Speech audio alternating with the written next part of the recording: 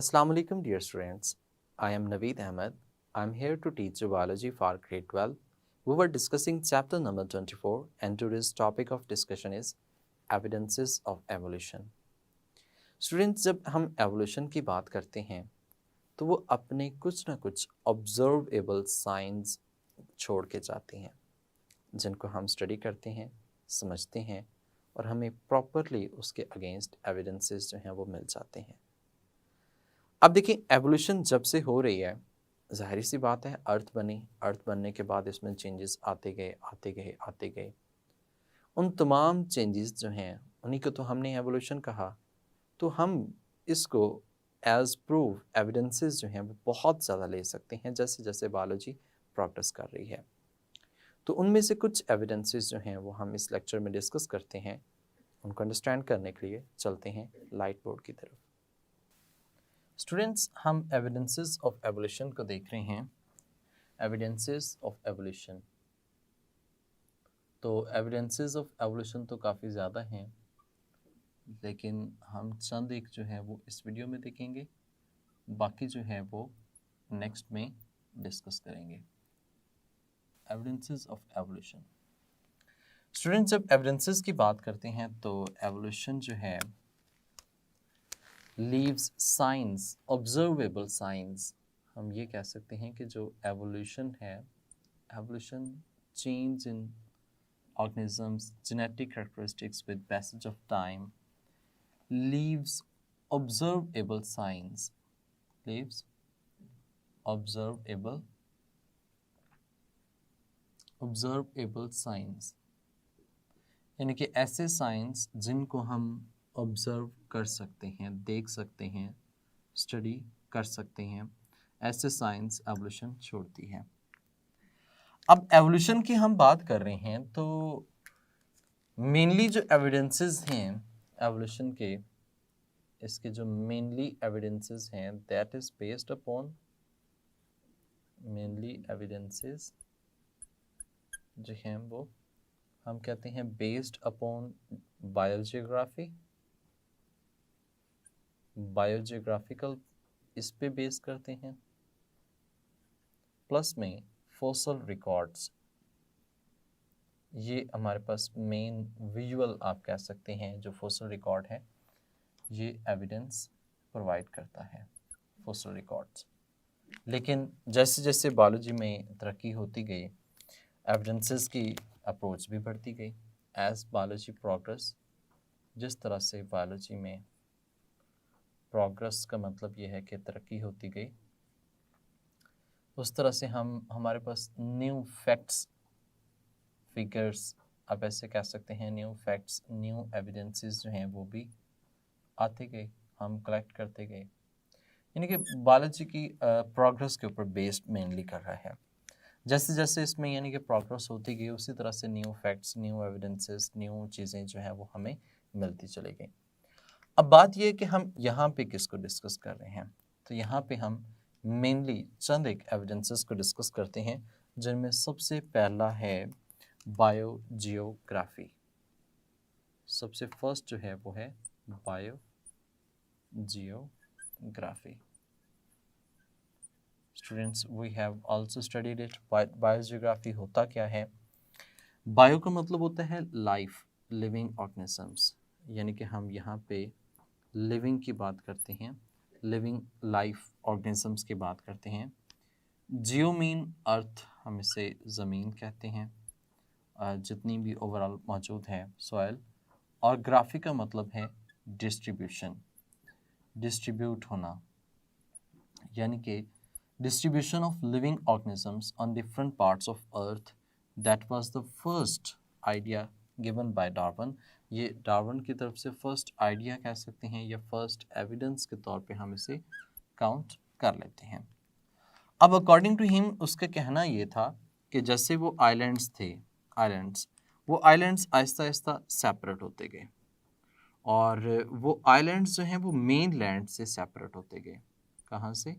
Main land से। यानी कि अगर हम देखें तो एक ही पहले वक्त था, चीज़ें थी, आहिस्ता आहिस्ता वो क्या होती गई, सेपरेशन होती गई।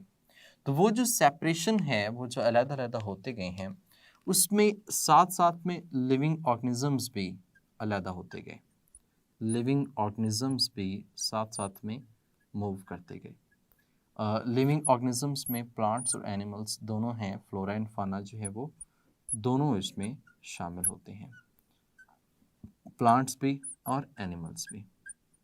अब ये भी क्या होते गए, मेन लैंड से सेपरेट होते गए in the form of islands, और जैसे जैसे आइलैंड्स जिधर जिधर मूव करते गए उधर उधर ही हम कहते हैं कि उनके अंदर नई टाइप्स की अडेप्टेशंस इकट्ठी होती गई, और जब ये अडेप्टेशंस इकट्ठी होती गई तो that will lead to new types of organisms.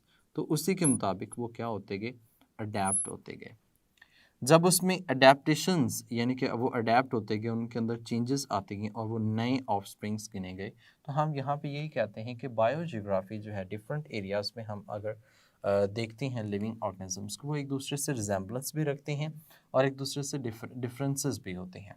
वो जो रिजेम्बलेंस रिप्रेजेंटेशन है that is considering as common ancestor, वो किसको कर रही हैं, कॉमन एंसेस्टर्स को कर रही होती है।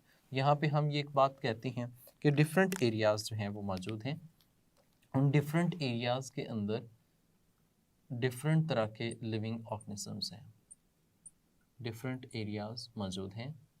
इन डिफरेंट एरियाज़ में डिफरेंट लिविंग ऑर्गेनिजम्स हैं, डिफरेंट लाइफ कह सकते हैं।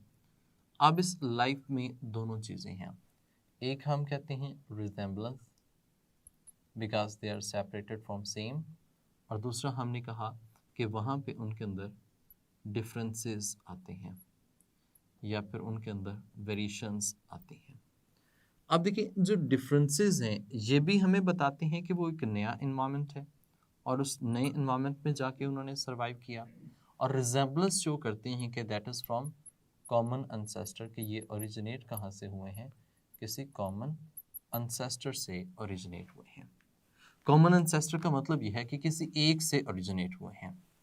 जब ये किसी एक से ओरिजिनेट हुए हैं, और डिफरेंसेस का मतलब यह है कि इनमें क्या आई हैं, इनमें वक्त गुजरने के साथ साथ वेरिएशंस आई हैं, और वो variations you know that is the part of the genetics, ये तो जेनेटिक्स का पार्ट है जो उनको डिफरेंट बनाती हैं। ये कॉमन एंसेस्टर भी शो करती हैं, तो वो जो डिफरेंसेस हैं वो वेरिएशंस, उनको एक नई स्पीशी आप कह सकते हैं जो उसमें आती है। हम यहाँ पे एक एग्जाम्पल ले लेते हैं, एग्जाम्पल जो गिवन है दैट इज ऑफ आर्माडिलोज, एग्जाम्पल जो गिवन है दैट इज ऑफ आर्माडिलोज। यहाँ पे हम आर्माडिलोज की एग्जाम्पल लेते हैं। अब ये जो आर्माडिलोज हैं this just and only exist in south America, ये सिर्फ और सिर्फ अमेरिका में मौजूद होती हैं, साउथ अमेरिका में एग्जिस्ट करती हैं, यानी कि exist only in south America, ये सिर्फ और सिर्फ साउथ अमेरिका में पाए जाते हैं और इनको कहीं पे भी फाइंड आउट नहीं किया गया। अब कहा यह जाता है कि ये सिर्फ अगर साउथ अमेरिका में पाए जाते हैं तो इसका मतलब कि इनके जो एंसेस्टर्स हैं वो भी इसी जगह पे होंगे। तो यहाँ पे हम ये भी कहते हैं कि देयर फोसल्स जो हैं वो कंफर्म करते हैं, confirmed these evolve from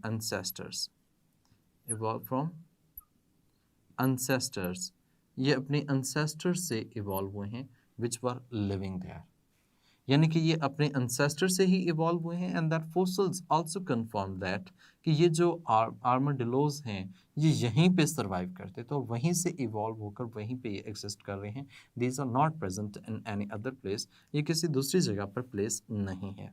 the reason behind उनकी evolution ही वहीं पे हुई है।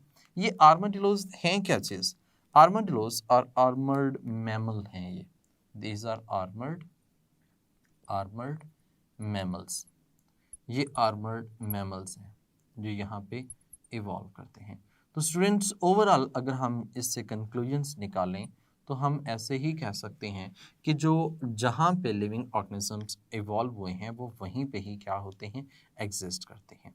जैसे कि हमारे पास एक आप ऐसे कह सकते हैं कि एक प्लेस है, उस प्लेस या जगह से डिफरेंट और आइलैंड्स जो हैं वो बनते हैं, या फिर आप ऐसे कह सकते हैं कि वहाँ से वो किसी दूसरी न्यू प्लेस पर मूव कर रहा है ऑर्गेनिजम्स, तो वो उस न्यू प्लेस के मुताबिक अपने आप को क्या करता है, एडजस्ट करता है, या अब ऐसे कह सकते हैं कि अपने आप को वहाँ पे अडेप्ट करता है। और वो उतना अडेप्ट करता है, उतना उसमें चेंजेस आते हैं जब वो वन प्लेस से माइग्रेट करता है अनदर प्लेस पर, अनदर आइलैंड्स पर, तो वहाँ पे वो अपने आप को एडजस्ट करता है, अडेप्ट करता है, इतना अडेप्ट करता है कि that will make a new species, तो वो एक न्यू स्पीशीज जो है वो कंसिडर होती है। और ये न्यू स्पीशीज जो है, यही तो हम कहते हैं कि एवोल्यूशन है। और इनके अंदर जो रिजेम्बलेंस और वेरिएशंस हैं वो इस बात को प्रूव करती हैं कि these are rise from a single, ये सिंगल्स अराइज हुए हैं और इन्होंने डिफरेंट पार्ट्स में, डिफरेंट एरियाज में क्या किया है, मूव किया है। तो स्टूडेंट ये फर्स्ट हमारे पास एक एविडेंस था जिसको हम बायोजियोग्राफी कहते हैं। और बायोजियोग्राफी जो है ये बहुत अच्छा कॉमन एंसेस्टर्स के मुतालिक कॉन्सेप्ट जो है वो हमें डिलीवर कर रही है। नेक्स्ट आ जाते हैं जी fossil records. The fossil records, इसका second evidence, the fossil records.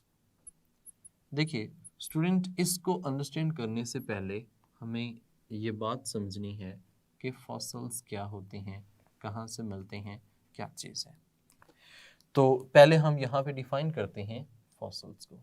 तो फॉसिल्स हम कह सकते हैं remains of living organisms, of living organisms.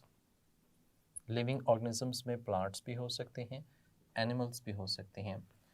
A million billion years of ago, in a remote biological time chart भी कह सकते हैं, remains of living organisms in past geological time chart। geological time chart हम इसलिए लेते हैं क्योंकि ये बहुत ही हम कह सकते हैं कि टाइम ज़्यादा इसमें जो है वो मेंशन किया जाता है, या फिर उसी के मुताबिक हम इसको मेंशन करते हैं। remains of living organisms in a past geological time chart, तो these are known as fossil records। ये fossil records है, ये simple हम इसे fossils भी कह सकते हैं। बेसिकली आप ऐसे भी कह सकते हैं, the fossils are the remains of living organisms which are buried inside the earth a million billion years ago, these are known as fossils। ये remains of living organisms in past geological time chart, that is also known as fossils। अब देखिए fossils जो हैं वो क्या क्या हो सकते हैं। These are the remains, these can be impressions, ये impressions भी हो सकते हैं, यानी कि वो किस तरह से हैं। ये उनके ट्रेल्स भी हो सकते हैं। ट्रेल्स का मतलब ये है कि अगर किसी ऐसी जगह पे वो मूव कर रहे हैं, तो मूव करते तो उनके फीट का साइज़ जो है, यानी कि उसके निशान जो हैं वहाँ पे रह जाते हैं, तो वो ट्रेल्स जो हैं वो भी एज फॉसिल्स कंसिडर किए जाते हैं। दीज कैन बी बरिड, ये बरिड हो सकते हैं, या फिर आप ऐसे कह सकते हैं एम्बेडेड हो सकते हैं। एम्बेडेड इन सैंड, किसी ज़मीन के अंदर, रेत के अंदर। आइस में एम्बेडेड हो सकते हैं, या फिर किसी भी अदर थिंग्स में एटसेट्रा, किसी भी और चीज़ में भी जो है ये बरिड हो सकते हैं। तो अब ये सैंड में भी हो सकते हैं, आइस में भी हो सकते हैं, सॉइल में भी हो सकते हैं, किसी भी चीज़ में बरिड हैं, एम्बेडेड हैं, तो वो भी एज फोसल्स कंसिडर किए जा सकते हैं। This can be cast off their body form, ये उनके बॉडी फॉर्म का कास्ट भी हो सकते हैं। कास्ट ऑफ बॉडी पार्ट्स, उनके जो बॉडी पार्ट्स होते हैं उनके एज कास्ट भी कंसिडर किए जा सकते हैं। कास्ट बेसिकली क्या चीज़ होती है, आप ऐसे कह सकते हैं कि उसकी बॉडी पार्ट्स होती है वो वैसे के वैसे ही है, लेकिन उसमें कुछ चीज़ और एडअप होती जाती है, या उसकी जस्ट ओनली एक इमेज सी आपको नज़र आ रही है, तो that can also be the fossils, वो भी फॉसिल्स हो सकती हैं। हम ऐसे भी कह सकते हैं कि fossils can be the can the body parts जो है, यानी कि हम कह सकते हैं replaced body parts, replace parts with calcium। आमतौर पर हम कह सकते हैं कि कैल्शियम उसके साथ, सिलिका उसके साथ जो है वो रिप्लेस्ड हो सकते हैं। तो ये जो ऐसे बॉडी पार्ट्स या कोई भी चीज़ अगर इस तरह से कैल्शियम या सिलिका या इस तरह के सब्सटेंसेस से रिप्लेस हो जाती है, that can also be known as fossils, वो भी क्या कहलाएगी, फॉसिल्स कहलाएगी। तो ज़्यादातर फॉसिल्स पाए कहाँ पे जाएंगे, मैक्सिमम फॉसिल्स कहाँ पे मौजूद होंगे। तो डियर स्टूडेंट्स, मैक्सिमम फॉसिल्स जो हैं these are present in sedimentary rocks, ये सेडिमेंट्री रॉक्स में मौजूद होती हैं। तो maximum fossils can exist in sedimentary rocks, that is also a MCQs। इस तरह की और भी बहुत सी रॉक्स होती हैं, लेकिन जो सबसे ज़्यादा फॉसिल्स मौजूद होते हैं वो किस में होते हैं? सेडिमेंट्री रॉक्स में होते हैं। ये सेडिमेंट्री रॉक्स कहाँ पे पाई जाती हैं? तो ये समंदर या पानी जो होता है उसकी जो तय होती है, सेडिमेंट होती है, उस सेडिमेंट्स में जो पत्थर या इस तरह की जो वहाँ पे मड टाइप स्ट्रक्चर मौजूद होता है, that is known as sedimentary rocks, जो कि समंदर के अंदर या पानी के अंदर जो है डेप्थ में मौजूद होती हैं, उसकी तय में मौजूद होती हैं, उनको हम सेडिमेंट्री रॉक्स के नाम से मेंशन करते हैं। तो अभी तक हमने क्या डिस्कस किया कि एवोल्यूशन में फॉसिल जो हैं वो अपने रिमेन छोड़ते हैं, उनके कुछ ना कुछ ऑब्जर्वेबल साइंस होते हैं। और फर्स्ट एज एविडेंस बायोजियोग्राफी को डिस्कस किया, जिसमें एग्जांपल हमने आर्माडिलोज के लिए। नेक्स्ट हम फॉसिल रिकॉर्ड को डिस्कस कर रहे हैं। तो फॉसिल रिकॉर्ड्स में हमने जस्ट ओनली फॉसिल्स को देखा है, फॉसिल्स क्या होते हैं इसकी डिटेल जो है वो हम नेक्स्ट स्लाइड बोर्ड में डिस्कस करते हैं। स्टूडेंट्स, हम एविडेंसेस ऑफ एवोल्यूशन में बात कर रहे थे और इसमें हमने डिस्कस किया था second evidence, the fossil record. The fossil record, अब देखिए जो फॉसिल रिकॉर्ड है इसमें हमने अभी तक जो डिस्कस किया, हमने कहा कि फॉसिल्स क्या हैं। तो फॉसिल्स कोई भी ऐसी रिमेन्स है जो पास्ट में एग्जिस्ट करती है, लिविंग ऑर्गेनिजम्स में पास्ट जियोलॉजिकल टाइम में एग्जिस्टेंस होती है। एज लाइक हमने ये भी कहा कि ये रिप्लेस्ड या पेट्रीफाइड, पेट्रीफाइड का मतलब होता है decomposed, decomposed part which is going to be replaced into silica, calcium और एनीथिंग, या इम्प्रेशन ट्रेल्स, वो सब चीज़ें फॉसिल्स हैं। तो फॉसिल्स की सक्सेशन ऑफ फॉसिल्स की बात की जाए, सक्सेशन ऑफ फॉसिल्स का मतलब ये है कि एक सीरीज़ सी चलती है फॉसिल्स की, जो कि एंसेस्टर टू डिसेंडेंट्स हमें पॉइंट आउट देती है। सीरीज़ ऑफ फॉसिल्स कह सकते हैं कि जो हमारे पास ऑब्टेन होती है, जिसमें ये बताया जाता है कि सबसे पहले कौन सा है, उसके बाद कौन सा है, और उसके बाद कौन सा है, और उसके बाद कौन सा। तो ये एक सीक्वेंस ओवरऑल हमारे पास बन जाती है इस फॉसिल्स की।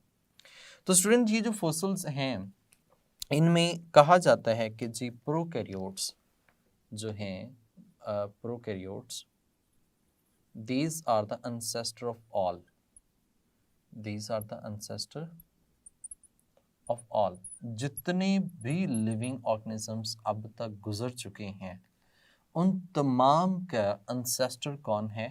प्रोकैरियोट्स है। स्टूडेंट, ये जो प्रोकैरियोट्स हैं, कैसे हमें पता चला कि ये ancestor ऑफ ऑल है? ये प्लेस किया गया है बाय, हम ऐसे कह सकते हैं, that is being placed by cell biology. अगर हम सेल बायोलॉजी की स्टडी करें तो उसके अकॉर्डिंगली भी, अगर हम मॉलिक्यूलर बायोलॉजी की बात करें तो उसके अकॉर्डिंगली भी, अगर हम इसमें बायोकेमिस्ट्री की बात करें तो उसके अकॉर्डिंगली भी। यानी कि ये तीनों ब्रांचेस के जो आइडियाज़ हैं वो ये बताते हैं कि prokaryotes are the ancestor of all, ये तमाम के ancestor हैं।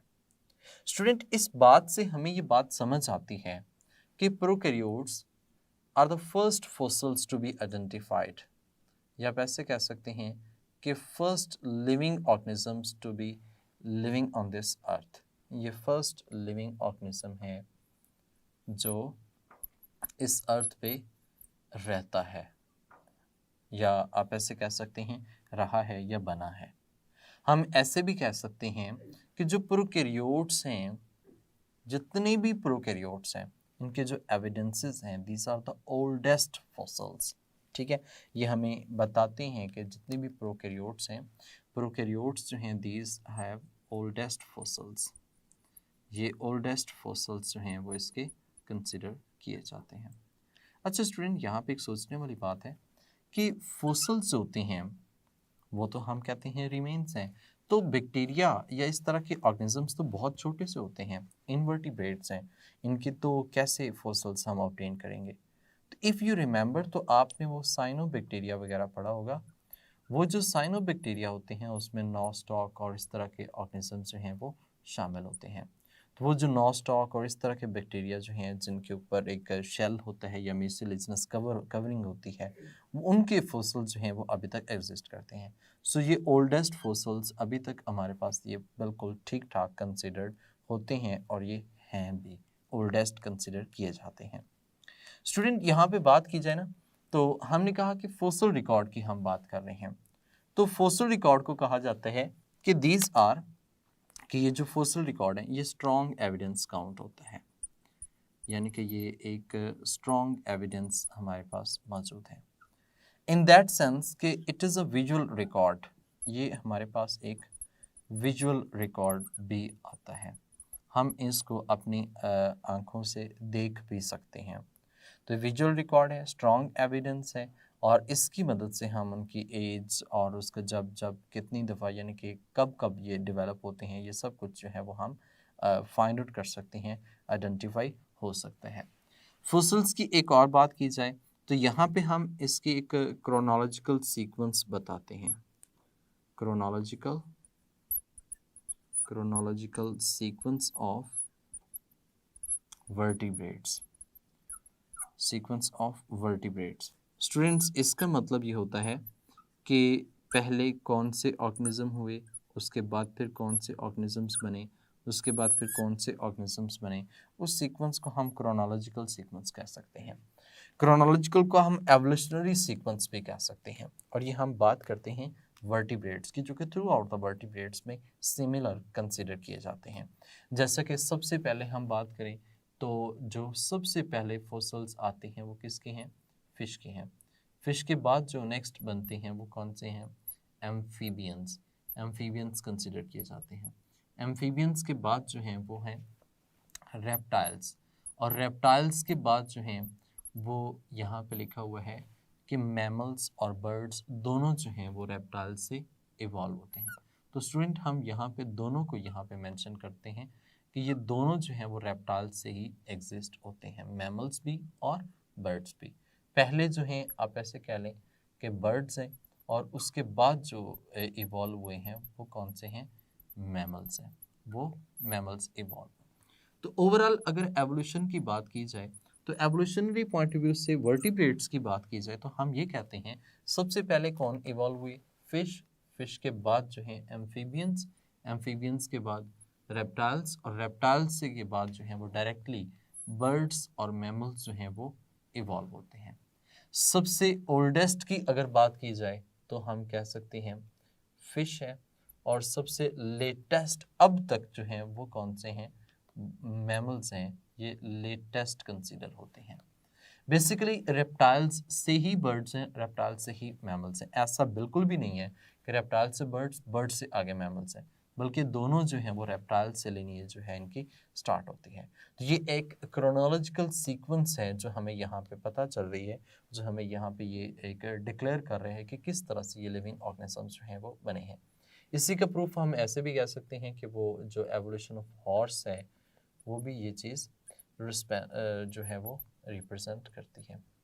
एवोल्यूशन ऑफ हॉर्स जो है वो भी इस चीज़ को क्या करते हैं? डिपिक्ट कर रहा है। और ओवरऑल जितने भी वर्टिब्रेट्स हैं उनमें ये सीक्वेंस जो है वो एग्जिस्ट करती है। नेक्स्ट, इससे नेक्स्ट एविडेंस है दैट इज़ कंपैरेटिव अनाटमी। वो हमारे पास कंपैरेटिव अनाटमी है जो हम यहाँ पे डिस्कस करते हैं। कंपैरेटिव अनाटमी स्टूडेंट्स, इससे पहले हमने दो एविडेंसेस को डिस्कस किया, एक फॉसिल रिकॉर्ड और उससे पहले बायोजियोग्राफी। तो ये हमारे पास एक थर्ड एविडेंस है, कंपैरेटिव अनाटमी। स्टूडेंट, अनाटमी किसे कहते हैं? Anatomy is study of internal structure, यानी कि हम इसे इंटरनल मॉर्फोलॉजी भी कह सकते हैं, या फिर हम इसे इंटरनल स्ट्रक्चर की स्टडी को क्या नाम दे सकते हैं? अनाटमी के नाम से मेंशन करते हैं। तो इंटरनल स्ट्रक्चर की स्टडी करना और ये कंपेयर करना, उनको आपस में कंपेयर हम इस सेंस में करते हैं कि डिफरेंट लिविंग ऑर्गेनिजम्स हैं, उनके अंदर हमने इंटरनल स्ट्रक्चर को आपस में कंपेयर किया। जब कंपेयर किया तो उनमें सिमिलैरिटीज़ भी हैं, डिफरेंसेस भी हैं। और ये जो कंपैरेटिव अनाटमी है that is going to give you इसमें हम कह सकते हैं कि दैट इज़ आल्सो प्रूव, या फिर आप ऐसे कह सकते हैं एविडेंस है to theory of descent with modification, prove of theory of descent with modification, क्योंकि इसमें भी वही कुछ बताया गया है जो कि एज कॉमन एंसेस्टर्स में जिक्र किया गया मॉडिफिकेशन, उसका एज सच हम कह सकते हैं कि ये एक प्रूफ के तौर पे कंसिडर होता है, क्योंकि इसमें हम प्रॉपरली इन चीज़ों को ऑब्जर्व करेंगे। अब यहाँ पे ये एमसीक्यू हो सकता है कि स्ट्रॉन्ग एविडेंस कौन सा है। विजुअल के लिहाज से फॉसिल रिकॉर्ड हो सकते हैं, और जो प्रूव करना यहाँ पे डिसेंट विद मॉडिफिकेशन वो कौन सी एविडेंस है, तो वो कंपैरेटिव अनाटमी एविडेंस होता है। यहाँ पे स्टूडेंट्स देखिएगा ऐसे होता है कि जिनकी सिमिलैरिटी इन अनाटमी, यानी कि जिनकी अनाटमी सिमिलर होती है, सिमिलैरिटीज़ इन अनाटमी, अगर अनाटमी में सिमिलैरिटीज़ मौजूद हैं तो this can be classified as same group. तो हम उसको एज सेम ग्रुप, यानी कि these are classified in one group, इनको हम वन ग्रुप के अंदर क्लासिफाइड कर सकते हैं, क्लासिफाइड इन वन ग्रुप। तो जो जितने सिमिलर होंगे उनको हम एक ही ग्रुप के अंदर क्या कर सकते हैं, क्लासीफाई कर सकते हैं। उनकी सिमिलैरिटीज़ की बेस पे जो है ये डिपेंड करते हैं। स्टूडेंट्स, अनाटमी के लिहाज से देखा जाए तो हमारे पास डिफरेंट तरह के स्ट्रक्चर्स आते हैं।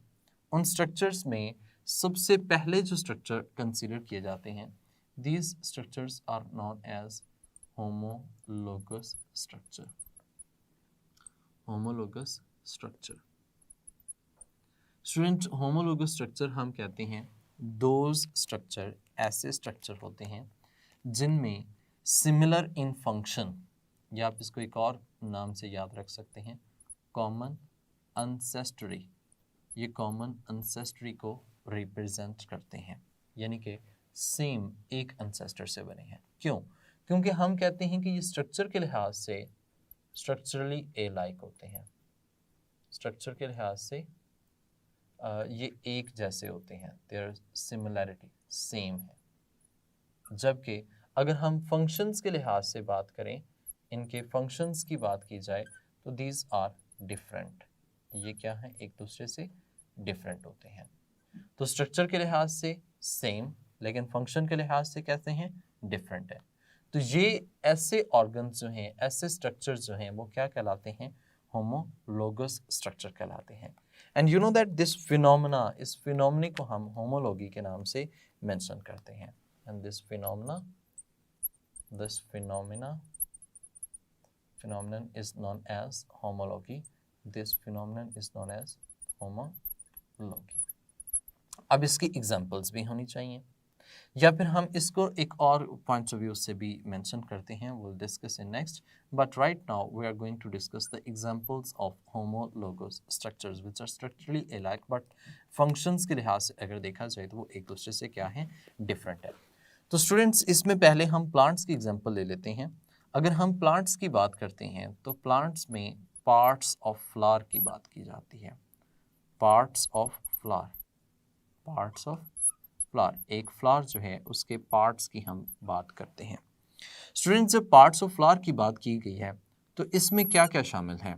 इसमें हम कहते हैं sepals, petals. You know that sepals वो ग्रीन कलर की हैं, पेटल्स बड़ी शौक होती हैं। कार्पल फीमेल रिप्रोडक्टिव पार्ट है, और स्टेमन जो है ये मेल रिप्रोडक्टिव पार्ट है, स्टेमन, ठीक है, ये मेल रिप्रोडक्टिव पार्ट है।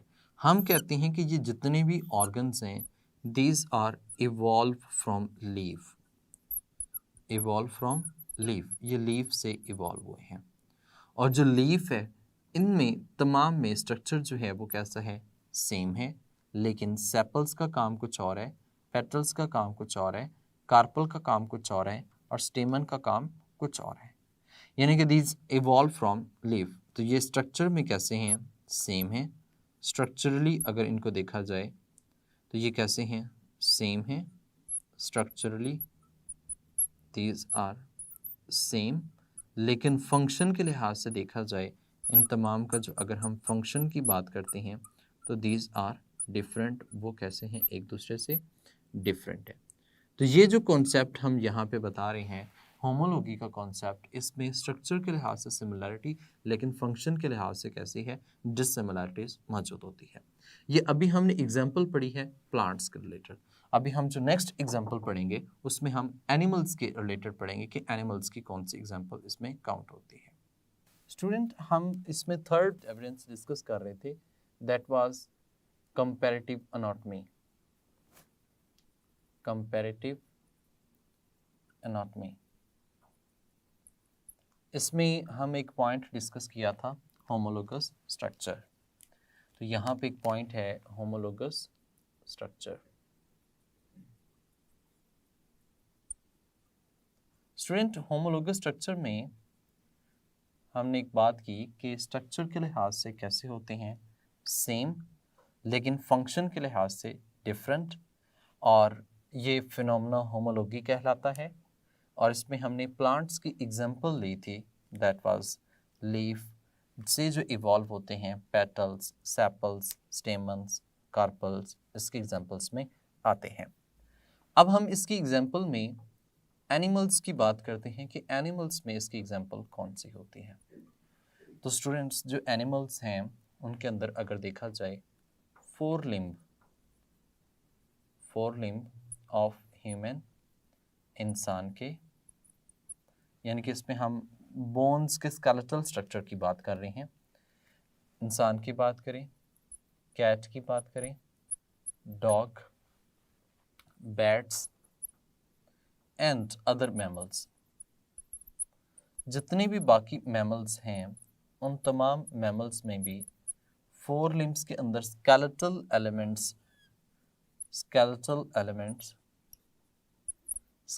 एलिमेंट्स का मतलब ये है कि उसके अंदर जो बेसिकली हड्डियां हैं वो किस तरह से अरेंज्ड हैं। तो हम देखते हैं कि इन तमाम के अंदर ऑलमोस्ट सिमिलैरिटी मौजूद होती है।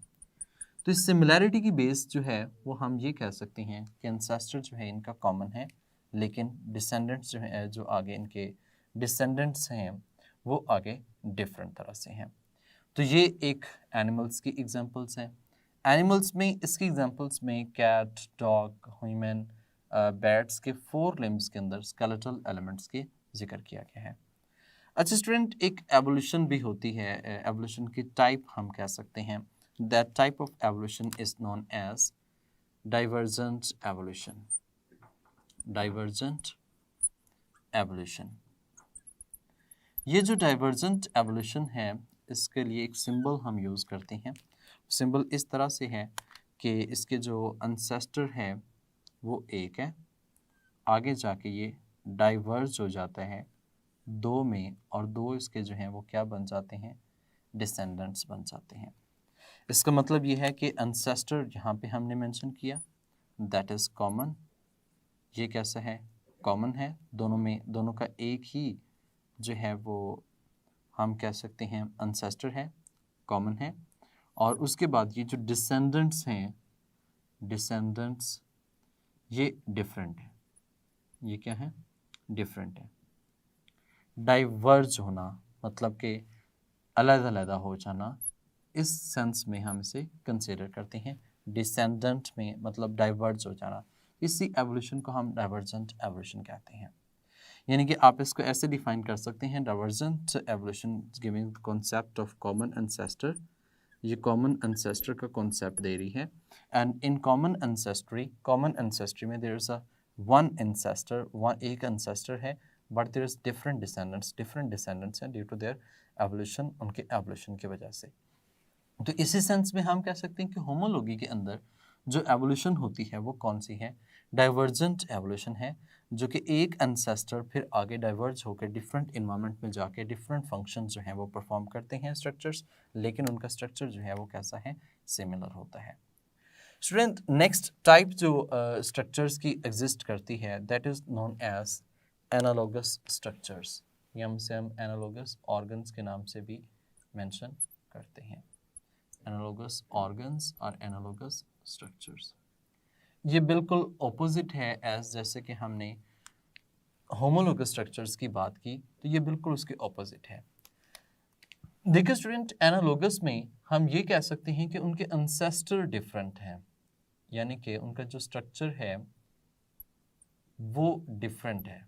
स्ट्रक्चर क्या है, डिफरेंट है, लेकिन उन डिफरेंट स्ट्रक्चर्स के जो फंक्शंस हैं वो कैसे हैं, सेम है।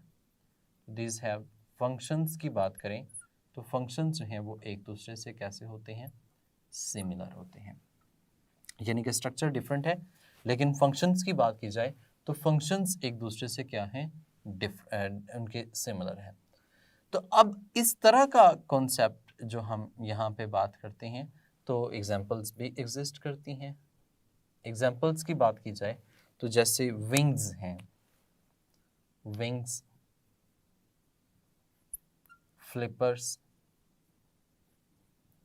फ्लिपर्स, फ्लिपर्स जैसे फ्लिपिंग करते हैं, विंग्स की बात कर लें, फ्लिपर्स की बात कर लें, या इस तरह से आर्म्स की बात कर लें, आर्म्स मोस्टली ये भी सिमिलर फंक्शन परफॉर्म करती हैं। ये विंग्स हो गए, फ्लिपर्स हो गए, ये इन तमाम का स्ट्रक्चर जो है वो कैसा है, डिफरेंट, लेकिन फंक्शन जो है वो कैसा है, सेम फंक्शन परफॉर्म करने में इन्वॉल्व होते हैं। ऑलमोस्ट आप ऐसे कह सकते हैं कि wings of insects and birds, birds और इंसेक्ट्स के विंग्स की बात की जाए तो वो भी कैसे शो करते हैं, similarity in their functions, but there structure के लिहाज से एक दूसरे से क्या होते हैं, डिफरेंट होते हैं। ऑलमोस्ट हम इसमें ऐसे कहते हैं। लेकिन यहाँ पे जो विंग्स की बात की जा रही है, तो इसमें हम विंग्स कह सकते हैं किसके, आप कह लें इंसेक्ट्स के, इंसेक्ट्स एंड बर्ड्स। अब बर्ड्स और इंसेक्ट्स के विंग्स की बात की जाए, दोनों का स्ट्रक्चर जो है वो ऑलमोस्ट डिफरेंट है, लेकिन फंक्शन जो है वो कैसा है, सिमिलर है।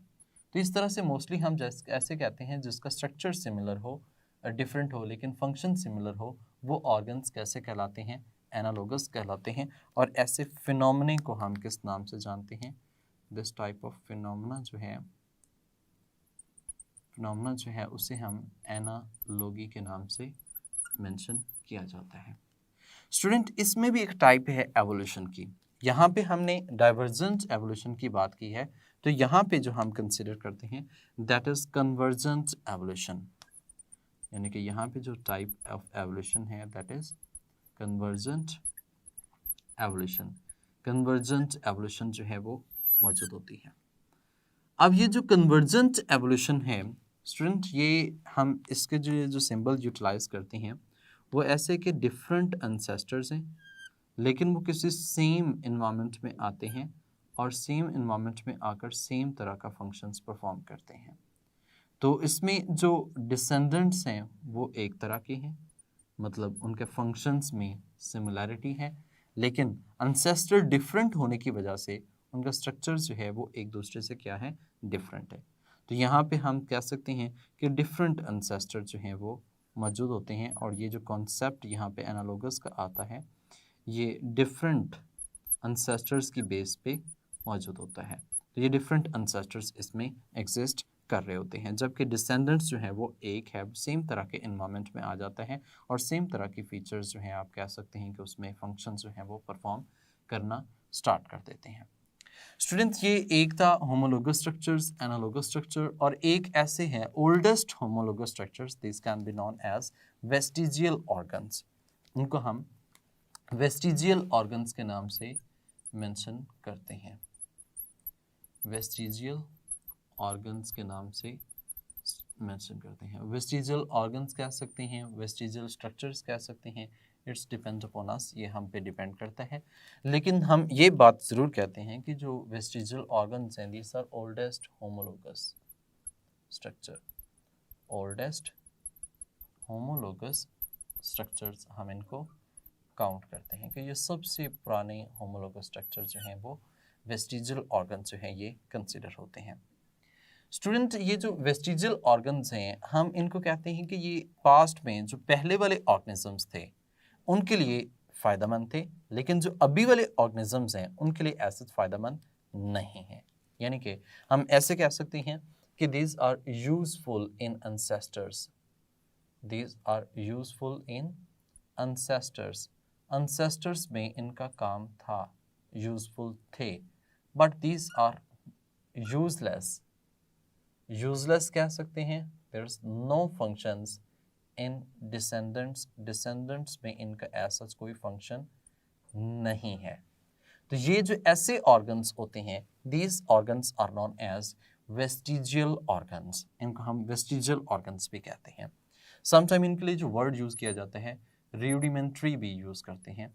रूडिमेंट्री का मतलब होता है जिनका एसच कोई फंक्शन नहीं होता, दीज आर यूजलेस। इनका एसच कोई फंक्शन हमारे अंदर नहीं होता, या किसी भी लिविंग ऑर्गेनिजम्स में इसका फंक्शंस एग्जिस्ट नहीं करता। We have multiple examples of vestigial organs. हमारे पास बहुत सी एग्जाम्पल्स हैं वेस्टिजियल ऑर्गन्स की। वन ऑफ देम, अगर हम इंसान की बात कर लें, ह्यूमन की बात कर लें, तो ह्यूमन में जो इसकी एग्जांपल आ जाती है वो आ जाती है वर्मीफॉर्म अपेंडिक्स। Vermiform appendix. अब देखिए ये अपेंडिक्स का अब इस वक्त कोई रोल नहीं है ह्यूमन बॉडी के अंदर। इससे पास्ट में देखा जाए तो may be it is utilized to store the to develop the certain bacteria, and these bacteria are going to digest the cellulose. वो सेलुलोज को डाइजेस्ट करने के लिए रिस्पॉन्सिबल हों। तो अभी हम देखें तो वर्मीफॉर्म अपेंडिक्स का एज सच हमारी बॉडी में रोल नहीं है। Same as it is tail bone.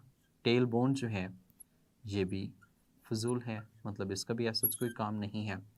Year muscles, ear muscle जो हैं ये भी एज कंसिडर किए जाते हैं useless. Same as it is wisdom teeth, wisdom tooth. ये जो विजडम टूथ है ये भी अभी हम कह सकते हैं कि इसका भी एज सच कोई रोल नहीं है। तो मैनी अदर स्ट्रक्चर्स भी जो हैं वो हमारी बॉडी में एज सच इनका कोई रोल नहीं है। तो these structures are known as rudimentary organs, or you can say that vestigial organs which are useless right now in the organisms. तो इन डिसेंडेंट्स के अंदर हम कहते हैं इनका एज सच कोई फंक्शन नहीं होता। इसके अलावा अगर हम वेल की बात की जाए तो वेल में पेल्विक स्ट्रक्चर जो हैं वो कुछ रिमेनिंग हैं।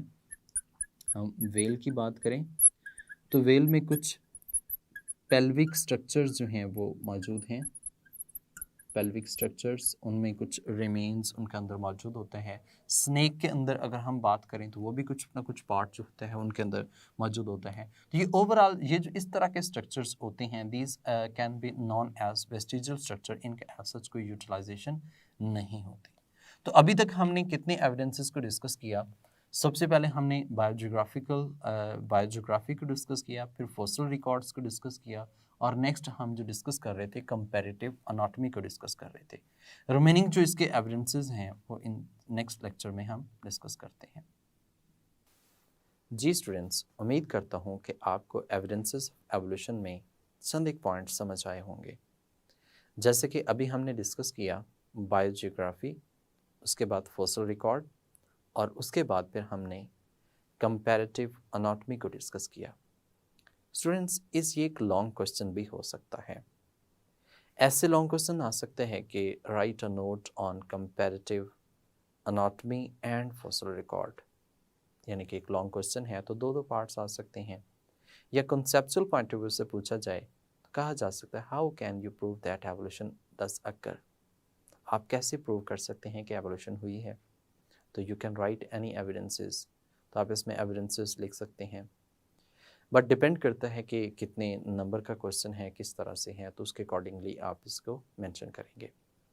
स्टूडेंट, इसी पॉइंट में से बहुत ज़्यादा इम्पॉर्टेंट एमसीक्यूज भी कंसीडर किए जा सकते हैं।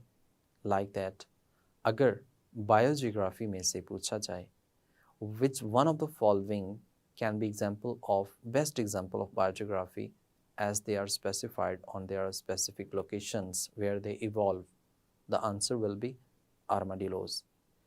क्योंकि ये वैसे ही ऑर्गेनिजम्स हैं जो एक ही जगह पर इवॉल्व हुए हैं और उसी जगह पर ही रहे हैं। तो ये आर्माडिलोज इसकी बेस्ट एग्जांपल में आता है। बाकी ऑप्शंस में आप कोई भी एनिमल्स जो हैं वो डाल सकते हैं, लेकिन आर्माडिलोज में ये स्पेसिफिक डिस्टिंक्टिव कैरेक्टरिस्टिक जो है वो मौजूद है। ये भी पूछा जा सकता है कि armadillos are armoured mammal, arthropods, echinoderms, या फिर एक्वेटिक एनिमल। तो आर्माडिलोज जो हैं ये आर्मर्ड मैमल्स कंसीडर होते हैं। बेस्ट ऑप्शंस में ये आंसर हो सकता है। सेकंड जो इसमें आ जाता है फॉसिल रिकॉर्ड्स, तो उसमें से भी एमसीक्यूज आ सकते हैं। The most important MCQ is that कि मैक्सिमम और the most of the fossils are found in that is present in sedimentary rocks, जबकि इसके साथ में बाकी ऑप्शंस भी हो सकते हैं, इग्नियस रॉक्स, एमॉर्फस रॉक्स, या फिर डिफरेंट तरह से ऑप्शन जो हैं उसमें हम दे सकते हैं। तो इसमें most of the fossils are found in sedimentary rocks. Students, इसके अलावा भी एमसीक्यू हो सकते हैं लाइक दैट कि select the correct chronological sequence of the vertebrates. Vertebrates की करेक्ट क्रोनोलॉजिकल सीक्वेंस कौन सी है?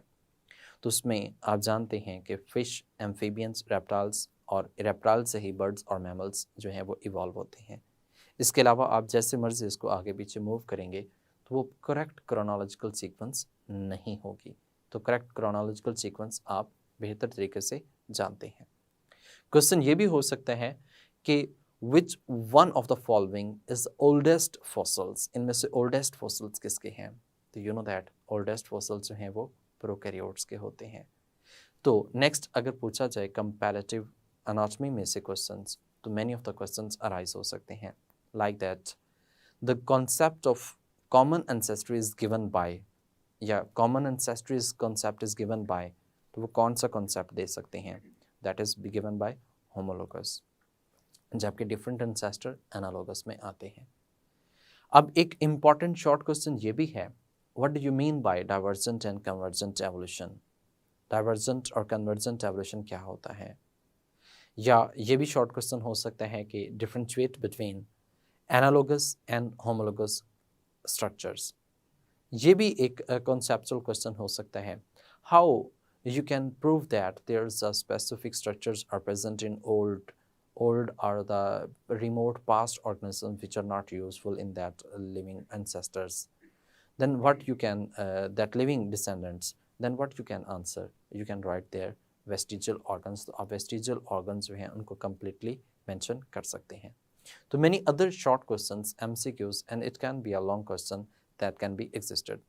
रिमेनिंग जो इसमें एविडेंसेस हैं उनको हम नेक्स्ट लेक्चर में डिस्कस करेंगे। तब तक के लिए मुझे इजाज़त दें, अपना ख्याल रखिएगा। अल्लाह हाफिज़।